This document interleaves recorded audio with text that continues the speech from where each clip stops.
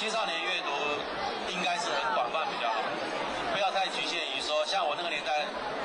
我会被鼓励说只看传记啊，看名人传记，看成功的传记。到了这个年代，我会鼓励同学什么都看，尽量多看不同成长的东西，比如说，你爱看侦探的，你爱看武侠的，你爱看漫画，你爱看一些爱情小说，我觉得都没有关系，因为阅读本身是一个进入文字世界的一个门。当你开始喜欢阅读以后，你就很自然的，也许你读一读这个，读一读这个，读一读那个，啊，然后慢慢就会喜欢其中一样。我讲个笑话哈，比如说我儿子很小的时候什么都读啊，他有人跟我讲说他喜欢看金庸的小说，他说他要买一套，他那个念小学5、6年级的时候，他就用自己的钱跟我给他的钱去买了一套金庸。那很多父母亲很怕小孩看金庸，那可是我儿子很小就看金庸，看完了很熟。然后我儿子也是跟大家一样玩电动玩具，然后